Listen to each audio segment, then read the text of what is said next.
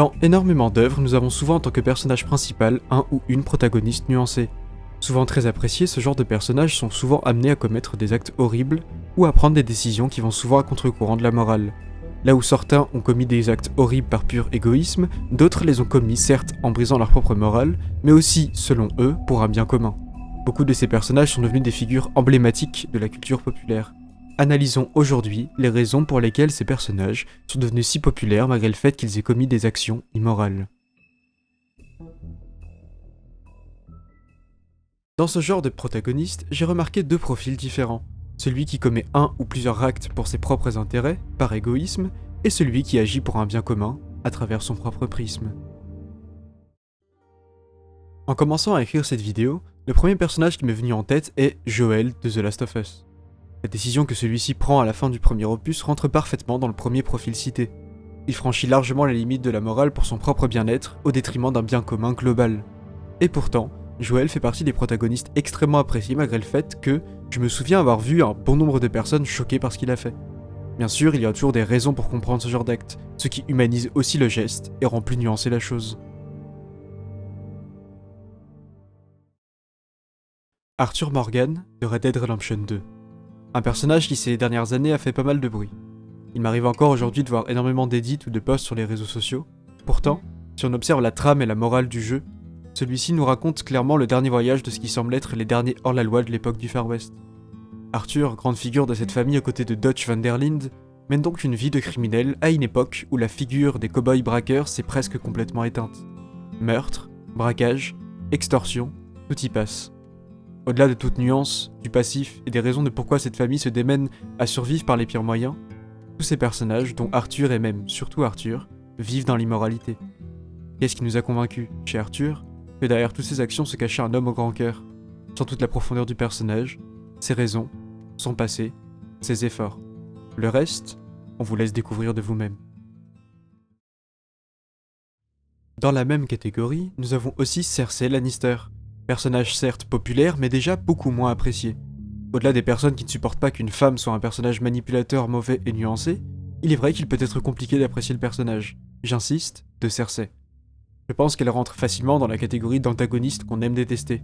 Manipulation de masse, magouille en tout genre, et relations familiales alternatives suffisent à faire d'elle un personnage aux actes immoraux, et qui pour moi est l'exemple parfait d'une personne qui agit quasiment uniquement dans ses propres intérêts.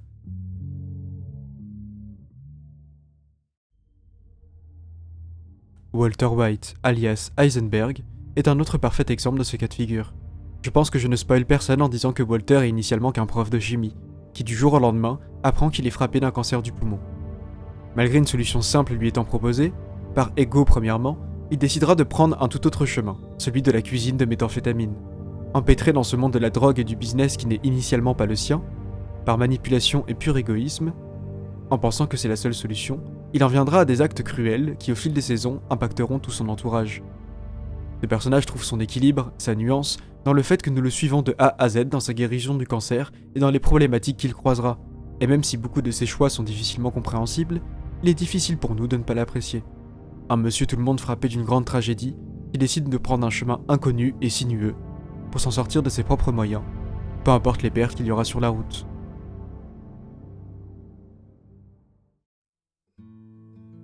Terminons sur les actes immoraux et égoïstes en revenant sur la licence de Last of Us avec Ellie.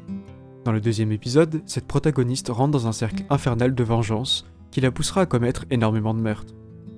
Là où nous avons connu une jeune fille innocente qui subit les horreurs d'un monde dévasté dans le premier opus, dans celui-ci nous découvrons une jeune femme aveuglée par une vendetta qui la poussera à sortir de ses propres limites et à affronter tous les obstacles sur son passage, peu importe quelle forme pourrait prendre ces obstacles. À nouveau, il est facile pour nous de comprendre ses raisons d'agir de la sorte, mais encore une fois, cela n'enlève en rien ses agissements, et là est toute la nuance.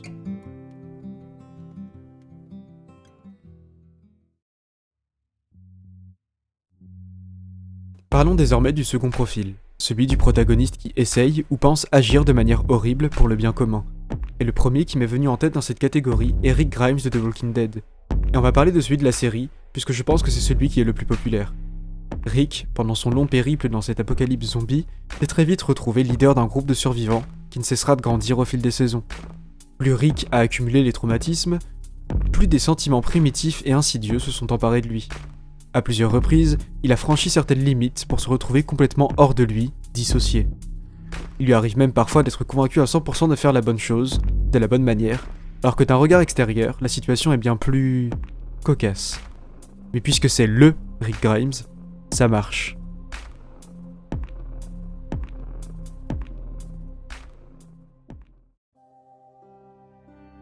Miami, un expert médico-légal, mais aussi tueur en série. Vous avez sûrement reconnu, je vous parle de Dexter Morgan. Pour ceux qui ne savent pas, la série est initialement basée sur un livre, mais aujourd'hui, nous allons parler du Dexter de la série.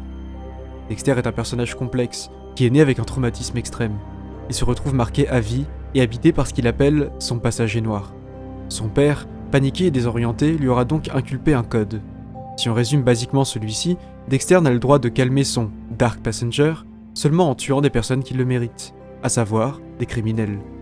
Ce personnage est pour moi un cas particulier. Les victimes de Dexter sont nombreuses et il est évident qu'il a donc commis énormément d'actes répréhensibles et presque inhumains.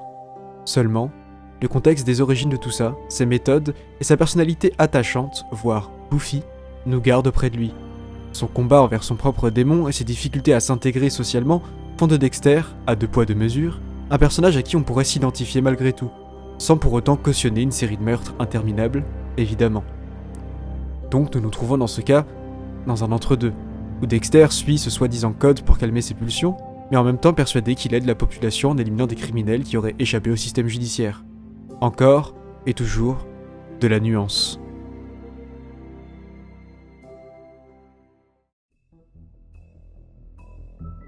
Petit chapitre bonus de quelques personnages et de leurs agissements qui étaient soit trop complexes pour leur trouver un profil, soit que mes ressentis personnels ou mes connaissances envers l'œuvre étaient trop limitées pour que j'en parle.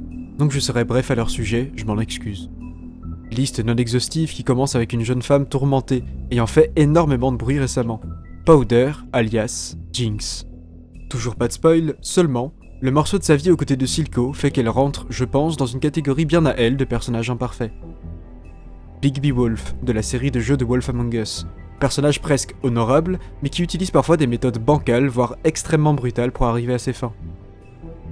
Light Yagami, du manga et animé Death Note, qui se retrouve doté d'un grand pouvoir, si je puis dire, qui se retrouve très rapidement à prendre plaisir à commettre ce qu'il fait, et qui par la suite s'égare du chemin initial qu'il a emprunté. Et je suis sûr qu'on pourrait en trouver encore des dizaines, voire des centaines, et c'est justement l'occasion pour vous de me dire votre personnage complexe, nuancé et imparfait préféré dans les commentaires. Maintenant que nous avons exploré tout un tas de personnages tous aussi torturés et complexes les uns que les autres, nous allons donc pouvoir répondre à la question du jour. Selon moi, si ces personnages sont autant appréciés malgré le fait qu'ils jouent, voire dépassent largement les limites de la morale et de la bienfaisance, c'est parce qu'ils ne sont justement pas parfaits. Personne n'est parfait. Je ne le suis pas, vous ne l'êtes probablement pas, il est plus facile de se reconnaître dans ces personnages nuancés. A contrario, il est plus difficile de se reconnaître dans un ou une protagoniste qui serait parfait en tout point, qui agirait de A à Z pour le bien sans aucune transgression. La plupart de ces actes que nous avons décrits ne viennent pas de nulle part. Il y a en général derrière des peurs, des traumatismes, et même si l'égoïsme auront fait basculer ces personnages, cela les rend tout simplement humains, plus proches de nous. Tout cela fait que nous aussi, nous sommes, à différentes mesures, des personnes réfléchies et nuancées. Puisque nous ne cautionnons pas ces actes, mais nous pouvons comprendre pourquoi ils ont été faits, là où sont les torts, et là où se trouve parfois qu'une simple humanité, car l'humain est imparfait. Voilà, j'espère que cette vidéo vous aura plu. Je me suis attaqué cette fois à un sujet un peu plus complexe que les précédents. N'hésitez pas à me donner votre avis dans les commentaires et on se retrouve prochainement, probablement dans une semaine, en tout cas je vais essayer, pour la prochaine vidéo où on répondra à une nouvelle question. N'hésite pas à t'abonner, merci beaucoup à toi d'avoir tenu jusque là. Au revoir, à plus.